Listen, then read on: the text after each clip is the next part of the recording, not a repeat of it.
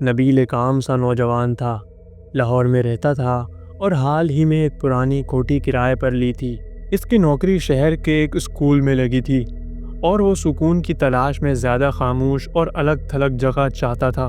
کوٹھی بڑی تھی، سستی بھی، اور مالک مکان نے کہا تھا کہ بس ایک شرط ہے، اوپر والے اسٹور روم کا دروازہ بند رکھنا۔ نبیل کو لگا شاید سامان بھرا ہوا ہوگا یا چھت ٹپکتی ہوگی۔ اس نے حامی بھر لی۔ گھر میں پہلے دن سب کچھ نارمل رہا، لیکن اگلی رات عجیب واقعات شروع ہو گئے۔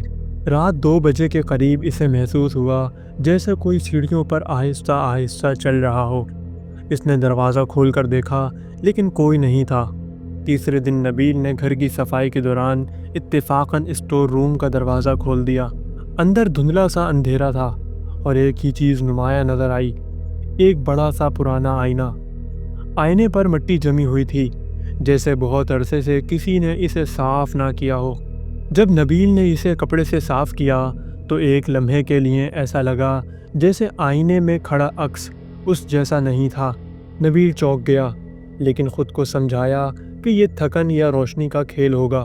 مگر اس رات جب وہ سو رہا تھا، اس نے خواب میں خود کو اسی آئینے کے سامنے کھڑا دیکھا۔ آئینے کے اندر والا نبیل اسے گھور رہا تھا، ہونٹ سلے ہوئے، آنکھیں سرخ، اور چہرے پر ایسا غصہ جیسے برسوں کی قید میں ہو۔ صبح جب نبیل اٹھا تو وہ پسینے میں شرابور تھا، لیکن یہ سلسلہ یہاں رکا نہیں۔ اب اسے روزانہ رات کو آئینے میں کوئی سایہ دکھائی دے رہا تھا، کبھی کوئی لڑکی، کبھی کوئی بوڑھا، اور کبھی خود نبیل۔ اس نے آئینے کو کپڑے سے ڈھک دیا، لیکن وہ خوابوں سے جان نہ چھڑا سکا۔ نبیل اب تنگ آ چکا تھا۔ اس نے آئینے کے سامنے کھڑے ہو کر چیخ کر کہا، کون ہو تم؟ کیا چاہتے ہو؟ آئینے میں اس کا عکس مسکرایا اور سرگوشی کی، تم میری جگہ آ چکے ہو، اب تمہاری باری ہے اندر آنے کی۔ اگلے ہی لمحے آئینہ خود بخود ہلنے لگا۔ اچانک نبیل نے محسوس کیا کہ اس کے پاؤں نیچے سے جم رہے ہیں، جیسے کوئی چیز اسے کھینچ رہی ہو۔ وہ ہلنے کی کوشش کرتا رہا، لیکن وہ آہستہ آہستہ آئینے کی طرف کھسکتا چلا گیا۔